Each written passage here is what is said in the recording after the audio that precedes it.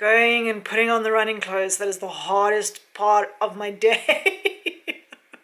Welcome to week 2 of allowing ChatGPT to be my trail running coach.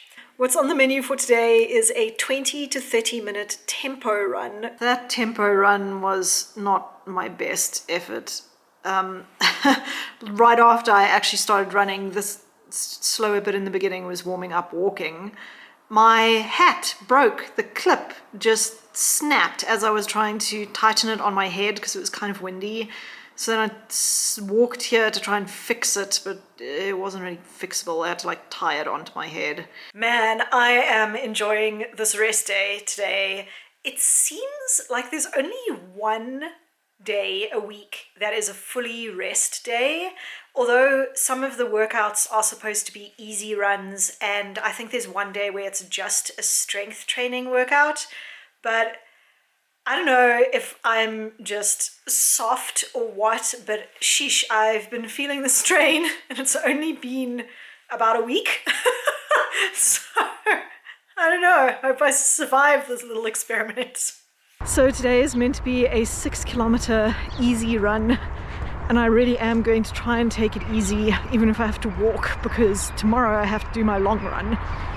It's also freezing this morning. So instead of doing a 6-kilometer run, I did a 7.9-kilometer walk, like a fairly fast walk, and there was one hill. But it was still very easy, which I think it needed to be in order to not feel too tired for tomorrow's long run. So today's long run day, I'm supposed to do 15 kilometers with at least 400 meters of ascent. I've got my full hydration pack and everything with me because I'm supposed to practice fueling and hydration as well.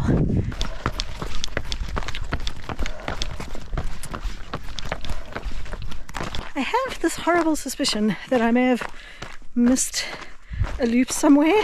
That marker on the tree behind me there says 9 kilometers and I'm only on 7, so don't know where I missed the turn.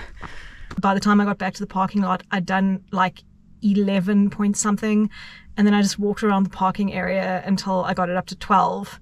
I did manage to keep the overall average pace for the entire exercise under 12 minutes per kilometer. I might tell all of the stuff to ChatGPT and see what it thinks of the run. Basically told me I'm doing fantastic and excellent.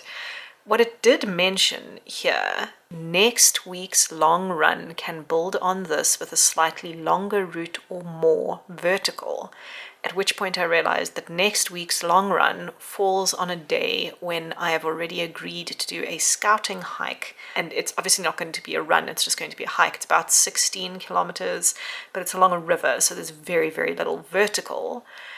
And its response is kind of interesting. Here is what it is recommending as an adjustment, and what you will also notice here is that the dates are wrong.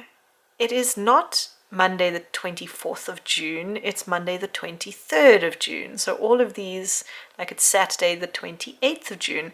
And very interestingly, the adjustment that it's wanting me to do is to kind of make everything easier, to include more rest in preparation for what I see as a lighter workout, even though it didn't have me doing this much rest for the long run that was originally scheduled. So here you can see on the original plan the dates are correct. Monday the 23rd, Saturday the 28th.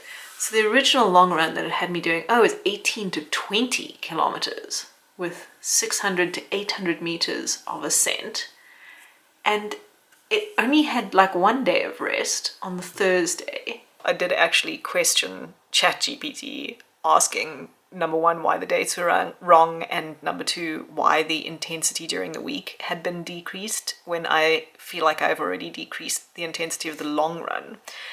And then it basically said the date-day mismatch just is something that can happen programmatically, but it agreed they were wrong and it shifted it back. It thought that the Saturday session was longer than I would have gone for.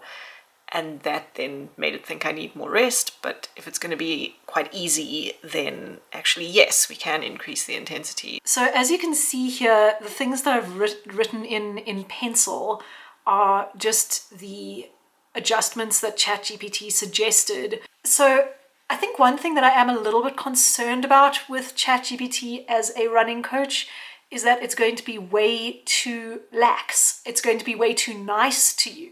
It's going to tell you you're doing a great job even if you're not doing a great job, and give you more rest days even if you don't need them. The strength training session that I did was only a little bit over 20 minutes, but I do feel like these strength training sessions are beneficial because left to my own devices, I basically don't do any strength training at all. So today I had to do 6 hill repeats, but as you can see from my heart rate, I did not go nearly as hard as the last hill repeat that I had to do last week. I was just walking the hill repeats because I was feeling a little bit shattered from the long run on Saturday. So I don't know if I'm just a conspiracy theorist or if my Garmin robot and my ChatGPT robot are actually ganging up on me. But as you can see, I started ChatGPT's training program on the 13th of June. And Garmin says that since the 13th of June, I have been productive, which is that green bit at the end. All of the other things are like maintaining and strained and recovery. Whatever ChatGPT is telling me to do, Garmin obviously seems to agree with it. So on the menu for today is an easy 8-kilometer trail run plus a strength session. I put a heart rate data screen on my watch because last week I spent so much time in zone 4 when it was meant to be an easy run. I think I'm going to use this 8-kilometer run to just experiment with how to stay in zone 2.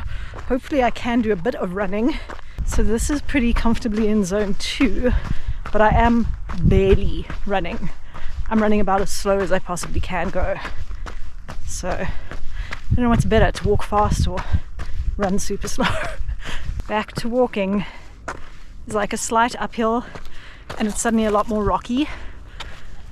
So I've gone into zone 3 again. Just gonna slow down, get back to zone 2, and carry on jogging.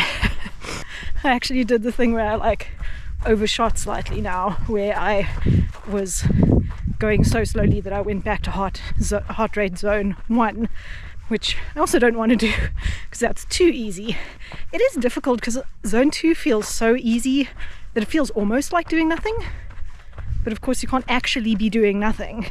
1.4 k's left, and I'm actually a bit sick of running so slow, so I'm just going to run like my normal pace for the last 1.5 k's. It is nice that after 6.5 k's I feel so fresh that I don't really mind running faster. This 8-kilometer run I think was just about perfect. I was in zone 2 for about 70% of the time, which is pretty good. I must say that this week I have been thinking quite a lot about what a bad idea it would be to use ChatGPT as a trail running coach if you didn't know anything about running. And the reason I say that is because of the specific pitfalls that generative AI has at the moment. One of which is that it is very eloquent. It's really good at expressing itself in a way that is attractive to you as the reader.